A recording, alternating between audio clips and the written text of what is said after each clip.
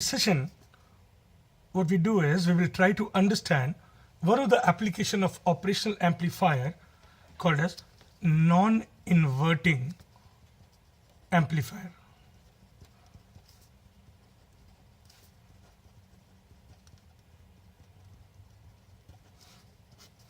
OPAMP as a non-inverting amplifier.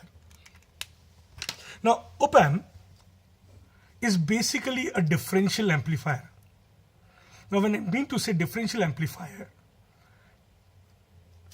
it produces an output which is an amplified version of the difference of the two inputs.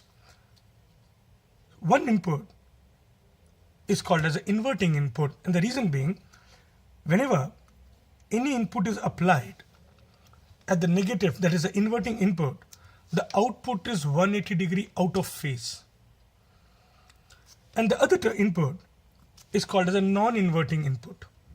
So whatever input I apply here, my output is an amplified output and in the same phase. So if this is increasing, this will also increase in the same direction. In this particular, since it is a non-inverting amplifier, it itself says my input has to be applied at the non-inverting terminal. So let's say this is my input signal V in, which I apply at the non-inverting terminal. Therefore, my output which will be produced, so let's say if this is my input, my output will be in the same phase as input but an amplified version, provided you keep the gain of the OPAMP under control, because this is called as a linear mode. Why do I say linear mode? Because as your input varies, your output also varies within a particular range. It does not saturate. It does not become constant. So the variation in output is proportional to the variation in input. So I say this is called as a linear range. And to operate an OPAMP in a linear range, it is very essential to control the gain of an OPAMP. Ideally, OPAMP gain is infinite. So if I want to control the gain of an OPAMP, I need to give some kind of feedback to control the output. So what I do is I take a sample of an output and through a resistance called as a feedback resistance, because I'm feeding back the output to the input and I feed back to the inverting terminal. What happens is output and this input. Now when I feed the input at the negative terminal, my output will be 180 degree out of phase. So since input and output, they are out of 180 degree out of phase, so the feedback signal will try to reduce the total overall gain.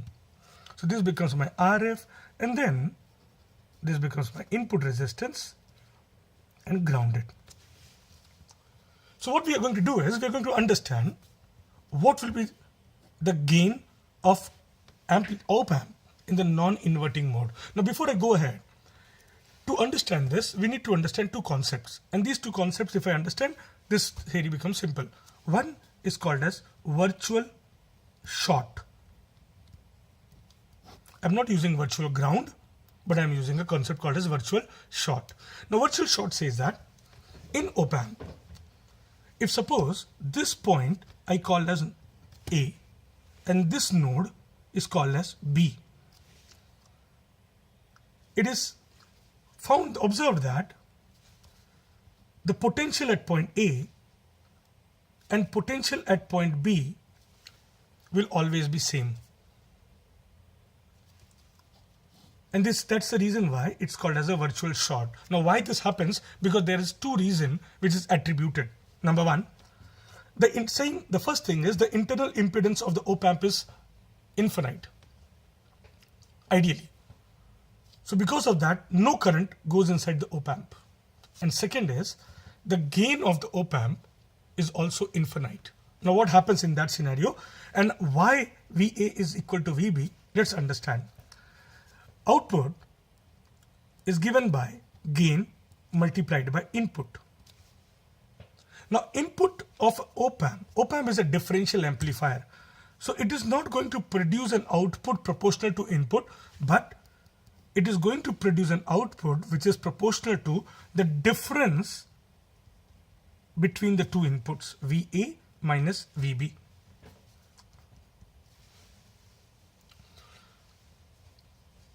Therefore, VA minus VB, the difference of the two input, will be equal to output upon gain. Now for an open loop op-amp, the gain always tends to infinity. So if my denominator tends to infinity, certainly my VA minus VB will tending to 0, that is equal to 0. So VA will become equal to VB.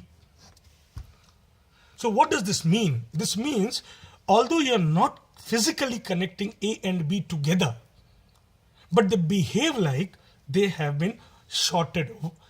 Since there is no physical connection, they behave like they are virtually being connected. And this is the reason whatever is the potential at point A, the same will be the potential at point B, because the gain of an op-amp being very large, a very small signal, small voltage at A and B is sufficient to produce an output.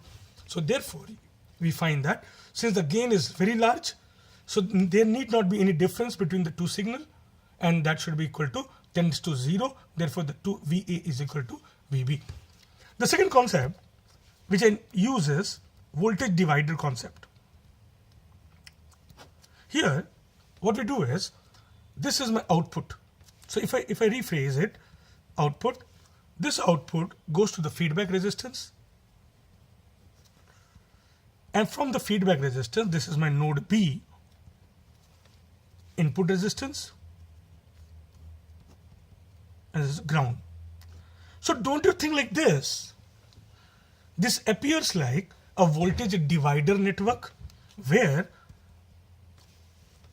the voltage at B is nothing but the voltage across the resistance Rin. That is, any voltage is always measured with respect to the low potential point, that is the ground. So if I want to find VB, that will be nothing but my voltage across Rin.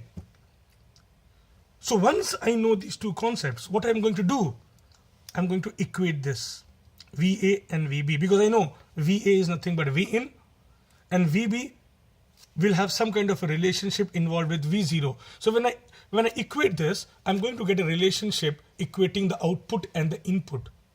Now let's see what happens here. VB is equal to, this is a voltage divider formula. Voltage divider formula says the resistance across which you need the voltage. So I need across Rin upon all the resistors which are in series with that resistance. So series is Rin, Rf, multiplied by the total voltage which you are giving, that is V0. So this is my VB. So I got my first equation, VA is equal to VB. This is a virtual short concept. This says that whenever you use an op-amp in a negative feedback, mind you, we are using only in a negative feedback, this is applicable. So this is applicable only when an op-amp is in negative feedback. The potential at one of the terminal, input terminal, and the other input terminal will always be same. Now what I'm going to do is, I got my equation number 1, I got my equation number 2, I'm going to equate them. So when I equate them, I find VA is equal to VB. To make things simple, why not I redesign the circuit here? Negative, positive, my input, and then my output, and here is my negative feedback. So RF and my input resistance,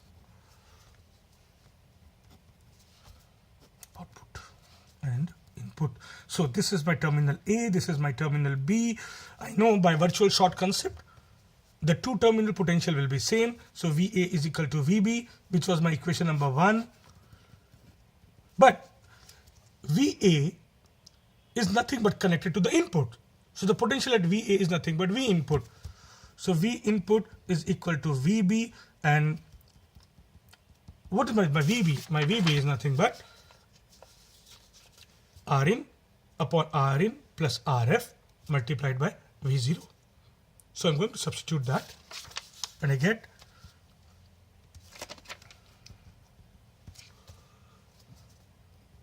Rin upon Rin plus Rf.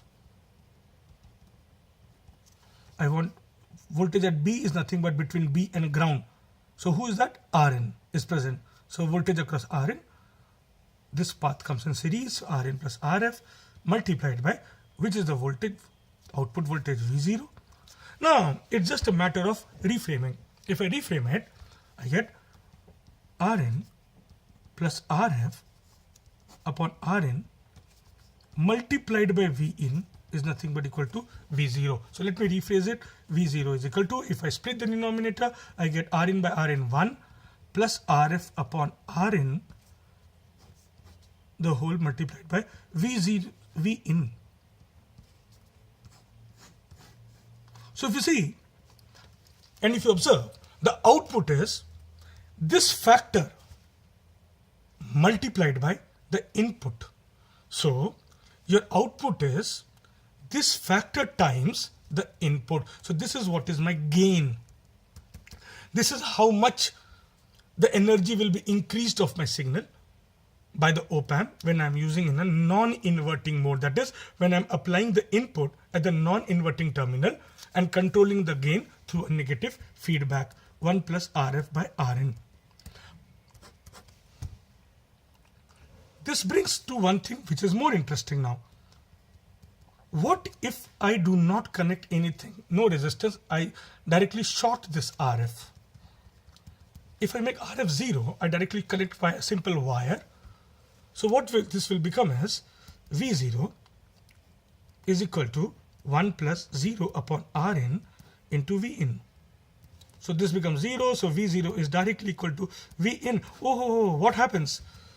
I find output and input, there is no phase change, because if there would have been a phase change, I would have received a negative sign. Here is also the same thing. But here, my output is an amplified output. And in case of this case, my output is same as input. Whenever in a circuit, my output is same as input, I call that circuit as buffer circuit. So op-amp as a non-inverting buffer. You apply the input and the same input will be appearing across output without any change in phase, without any amplification in case of buffer. And things becomes very interesting that why, if a circuit is giving me the same output which I send through input, then what is the need of this? And the need comes like this. Number one,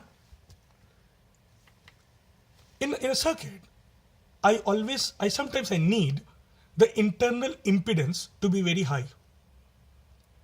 So in that scenario, whenever I connect my op-amp in my circuit, an op-amp always brings a very large input resistance with it. So that prevents any kind of loading, current consumption in my circuit. Number two is, suppose I want to give this output to 4 ICs. That is called as a current driving capacity. Now that will be limited, but if I use an op-amp, the current driving capacity increases. So although your input and output are same, but now I can share the output with number of ICs. So this was nothing but op-amp as buffer, extension of op-amp as a non-inverting amplifier.